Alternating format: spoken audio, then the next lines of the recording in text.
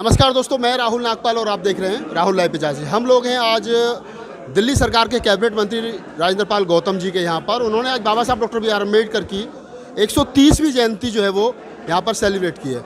बहुत सारे सवाल उन्होंने अपनी स्पीच में यहाँ उठाए और उन्हीं सवालों के इर्द गिर्द आज हम मंत्री जी से बातचीत करेंगे और पूछेंगे कि आखिर क्या मजबूरी रही है कि भारत सरकार जो है या राज्य सरकार जो है वो बाबा साहब की जयंती से इतनी डरी हुई हैं कि कुंभ हो सकता है लेकिन बाबा साहब की जयंती की परमिशन नहीं है। मंत्री जी, बड़ा सवाल है कि कुंभ का मेला चल रहा है लेकिन बाबा साहब डॉक्टर बी.आर. अम्बेडकर की जयंती की परमिशन लोगों को नहीं मिल रही है। ये बेसिकली प्रदूषित मानसिकता है भारत सरकार की।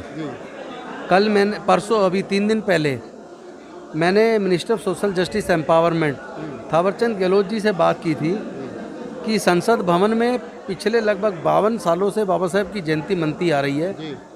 करोड़ों लोगों की आस्था जुड़ी हुई है। बेशक से आप पब्लिक के लिए एंट्री मत करते, कम से कम सांकेतिक तौर पे बाबा साहब की जयंती का प्रोग्राम रखते।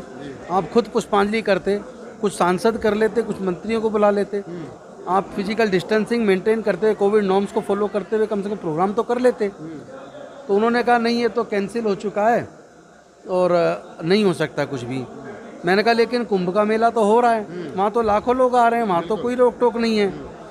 तो वो मेरी बात को टाल गए। उन्होंने कहा कि वो छोड़ो, अब कुछ नहीं हो सकता। क्या मंशा हो सकती है सरकार की? मेरे मन को बड़ा दुख पहुंचा है। हम भी जानते हैं कि कोविड बहुत बुरी तरह फैल रहा है। हम भी जानते हैं लोगों की जान कीमती है, उनको सुरक्षित रखना सरकारों की जिम्मेदारी है। लेकिन जब आप चुनाव की रैलियां कर रहे हैं, वहाँ तो सारे कोविड नॉर्म्स को वायलेट कर रहे हैं। जब आप कुंभ कर रहे हैं, वहाँ सारे नॉर्म्स को वायलेट कर रहे हैं।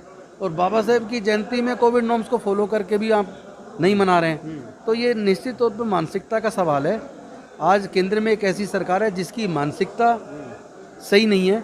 इस देश के जो जीवी समाज है, जो मेहनत का समाज है, जो निर्माण करता और उत्पादन करता है, जो मजदूर को किसान है, जो अनुसूचित जाति जनजाति पिछड़े वर्ग के लोग हैं, माइनॉरिटीज़ के लोग हैं, उनके साथ में कहीं ना कहीं केंद्र सरकार की मानसिकता में फ़र्क नज़र आता है। और इस घटना से बहुत मन दुखी है। पिछली बार तो लॉकडाउन था, हमें भी समझ आता था।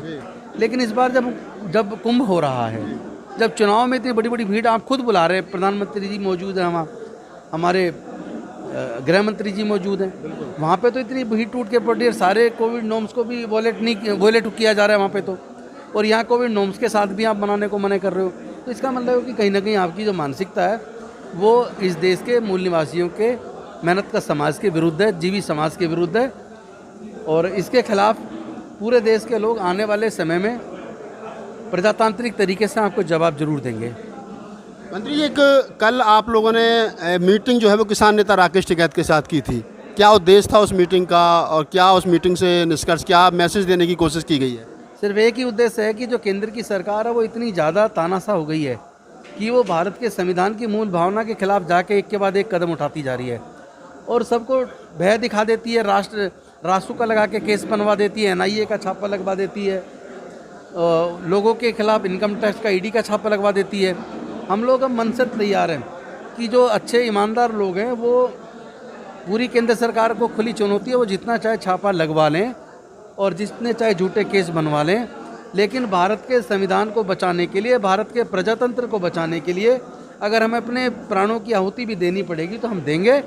लेकिन एक वर्ग है पूरे देश का जो मानवता पसंद लोग हैं, समतावादी लोग हैं, जो भाईचारा चाहते हैं, देश में अमन चैन चाहते हैं, जो जाति धर्म के नाम पे दंगे नहीं चाहते, अब वो लोग एकजुट हो रहे हैं संविधान की रक्षा के लिए, इंसानियत की रक्षा के लिए और भारत को बचाने के लिए। इस सारे सिस्टम में राकेश टिकैत की भूमिका क्या है? वो कहाँ फिट बैठते हैं इस सारे सिस्टम में?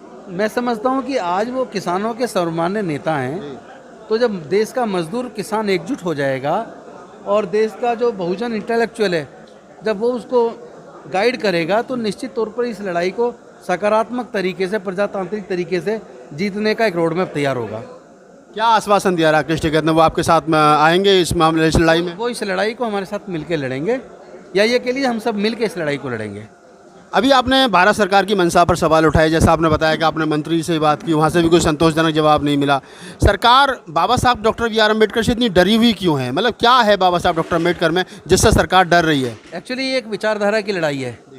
एक तरफ अम्बेडकरवादी समतावादी विचारधारा, मानवतावादी विचारधारा है, और एक तरफ आरएसएस की विषमतावादी विचारधारा है। केंद्र की सरकार विषमतावादी विचारधारा को मजबूत करना चाहती है, अम्बेडकरवादी विचारधारा समतावादी विचारधारा जिसको देश के लोग चाहते हैं। इन दोनों के बीच का द्वंद्व तो झगड़ा होना ही है। दोनों के बीच में झगड़ा है। सरकार जिस रवैये को अपना रही है, लोगों की आवाज़ को दबा रही है, लोगों को पर एनएसए लगा रही है, रासुका लगा रही है, आपको नहीं लगता जो रास्ता आपने चुना है वो आपके लिए हानिकारक हो सकता है, आपके परिवार के लिए ठीक नहीं हो सकता है, जो लोग इस आंदोलन में शामिल होंगे उनके लिए हानिकारक हो सकता है, उन पर मुकदमे हो सकते हैं? अगर मुकदमे से डरेंगे तो देश को और समाज को बचा नहीं पाएंगे। अगर ये सोचते डॉक्टर बाबा साहब अम्बेडकर अपने जीवन का बलिदान न देते तो आज भी हम गुलाम होते। तो क्या उनकी कुर्बानी को बेकार जाने दें?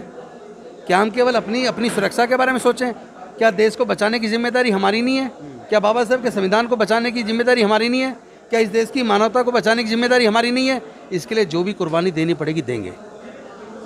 तो दोस्तों, आप थे कैबिनेट मंत्री दिल्ली सरकार में राजेंद्र पाल गौतम जी। उन्होंने कहा कि बाबा साहब डॉक्टर BR अम्बेडकर की मूवमेंट को बचाने के लिए, फूले अम्बेडकर आंदोलन को बचाने के लिए, भारतीय संविधान को, लोकतंत्र को बचाने के लिए अगर प्राणों की बाजी भी लगानी पड़ेगी, प्राणों की आहुति भी देनी पड़ेगी तो देंगे, लेकिन अंतिम सांस तक इस फूले अम्बेडकर आंदोलन को बचाया जाएगा, लोकतंत्र को बचाया जाएगा और भारतीय संविधान को बचाया जाएगा। मैं राहुल नागपाल, कैमरामैन CL बोध के साथ में, दिल्ली।